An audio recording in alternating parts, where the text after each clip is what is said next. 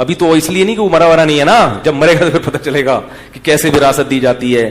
اور دوسری میرے بھائی, یہ جو غلط رسومات ہیں عورتوں سے جہیز لینا, یہ اسلام میں اس کی اجازت نہیں ہے. اسلام میں مہر ہے کہ نکاح کے وقت عورت کو دیا کرو, عورت سے پیسہ بولو نا یار نہیں لیا کرو. یہ جہیز کا تصور یہ غیر شرعی ہے, اس کو ختم کرنا پڑے گا. بارات کا کھانا بولتے کیوں نہیں, یہ بند, اب منہ بند. بارات کا کھانا نہیں ہے. نبی نے 4 بیٹیوں کی شادی کی, ایک کھجور بھی نہیں کسی کو کھلایا, لیکن ولیمہ اپنی ہر شادی پہ کیا ہے.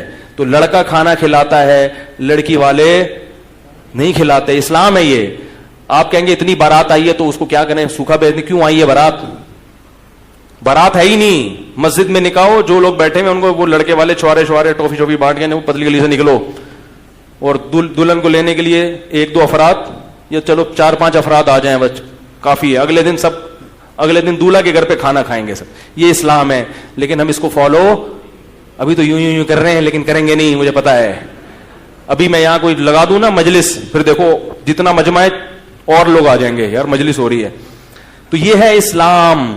اسی طرح جب آپ نے کنوارے لڑکے کے لیے بھی دوستیاں لگانا حرام ہے, اور شادی شدہ کے لیے زیادہ حرام.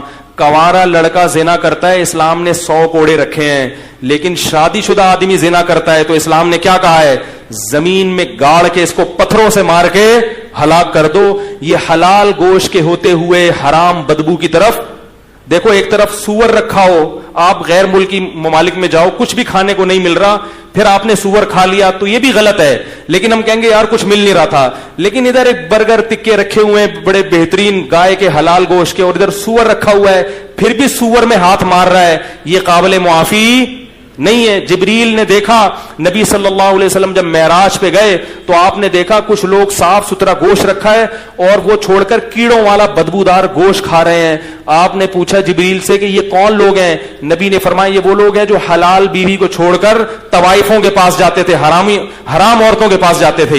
یہ وہ ہیں جن کو یہ عذاب دیا جا رہا ہے.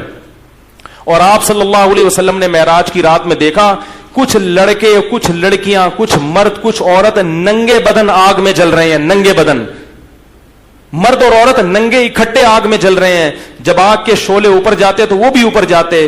نبی نے جبریل سے پوچھا یہ کون لوگ ہیں؟ جبریل نے فرمایا یہ آپ کی امت کے زنا کرنے والے مرد اور زنا کرنے والی عورتیں. اللہ نے زانی کو بھی برہنہ کیا اور جس سے زنا کیا تھا اس کو بھی ننگا کر کے دونوں کو آگ میں پھینک دیا ہے. اور یہ پوری جماعتیں ہوں گی, کیونکہ زنا 2-4 لوگ نہیں کر رہے, بہت لوگ کر رہے ہیں. اللہ کی آگ ٹھنڈی نہیں ہے میرے بھائی, اللہ کے لیے اتنی بڑی آگ بھڑکانا کوئی مشکل نہیں ہے. لَأَمْلَأَنَّ جَهَنَّمَ مِنَ الْجِنَّةِ وَالنَّاسِ أَجْمَعِينَ. اللہ نے کہہ دیا میں جہنم کو انسان اور جنات سے بھر دوں گا, تو انہی لوگوں سے جہنم بھرے گی. زانی پہ ترس مت کھایا کرو, زانی اللہ کی نظر میں مبغوض ہے, قابل رحم نہیں ہے. اگر زانی پر اللہ کو ترس آتا تو اللہ زانی کو دنیا میں پتھروں سے مار کے ہلاک کرنے کا حکم نہ دیتے. اس سے بڑی سزا کوئی ہو نہیں سکتی. جس جرم پہ پتھر سے مار کے ہلاک کرنا اللہ نے رکھا ہو, اس جرم کو معاشرے میں پروموٹ کیا جا رہا ہے, اس جرم کو میں لوگ مبتلا ہو رہے ہیں, اس کو برا نہیں سمجھ رہے, تو بخشش نہیں ہوگی اگر ان حرام کاریوں سے توبہ نہیں کی. یہ ربیع الاول کے جلسے یا محرم کی مجلسیں یا کنڈے اور جو ہے نا دیگیں, یہ جب تک آپ اللہ کے نبی کو اور اللہ کے دین کو فالو نہیں کرو گے, یہ دیگیں آپ کو نہیں بخشوا سکتی. تو میرے بھائی میں بھی دل میں نیت کرتا ہوں, آپ بھی نیت کریں, اللہ ہمیں ان جرائم سے سچی توبہ کی توفیق نصیب فرما. کوشش کرو گے نہیں؟ اب موبائل میں جتنی لڑکیوں کے نمبر ہیں نا, غفار بھائی, وسیم بھائی, ستار بھائی کے نام سے, سب کیا کر دو, ڈیلیٹ مار دو. ان کو بول دو مجھ سے دوبارہ رابطے کی کوشش نہ کریں. میں شریف آدمی ہوں, اپنے بارے میں نہیں کہہ رہا, میں کیا ہوں یہ تو اللہ ہی جانتا ہے, اور یہ سب باتیں میں اپنے لیے بھی کر رہا ہوں. سب ڈیلیٹ کر دو. بولے ہم شریف لوگ ہیں, خاندانی لوگ ہیں, ہم نکاح کر کے رہنا چاہتے ہیں, کسی کی بیٹی کو عزت کے ساتھ گھر لائیں گے, بیوی بنائیں گے, اس سے اولاد ہوگی, اس طرح ہم زندگی بسر کرنے کے عادی ہیں. اس طرح تیار ہو تو میں آ رہا ہوں ابا کو لے کے آپ کے گھر میں. اب یہ بات مولوی لوگ نہیں کرتے, یہ کھا جاتے ہیں. کیا خیال ہے؟ یہاں کیا کرتے ہیں ڈنڈی, بھائی حلال آپشن بھی رکھا ہے اللہ نے. تو اگر آپ کے گھر والے ایگری ہیں تو میں آ رہا ہوں, وہ کہیں گے نہیں پہلے انڈرسٹینڈنگ ہو جائے ذرا. آپ بولے انڈرسٹینڈنگ, یاد رکھو گورے پتہ کیا کرتے ہیں انڈرسٹینڈنگ کے چکر میں, بچے بھی ہو جاتے ہیں ان کے, ایک دوسرے کو 25 سال سمجھتے ہیں, وہ سمجھنے کے بعد شادی ہوتی ہے اور 1 مہینے میں طلاق ہو جاتی ہے. یہ جو سمجھنے کا کانسیپٹ ہے نا, یہ گوروں کی طرف سے آیا ہوا ہے. اپنے باپ دادا کو دیکھو, کبھی نہ دلہن کو دیکھا ہوتا نا, دلہن نے دولہا کو ابا اما پکڑ کے شادی کر دیتے تھے اور بڑی زندگی کامیاب. میں نہیں کہہ رہا کہ آپ تحقیق نہ کریں, لیکن سمجھنے کی بھی کچھ حدود ہوتی ہیں. 3 دن لگا لیے سمجھنے میں, بس ٹھیک ہے.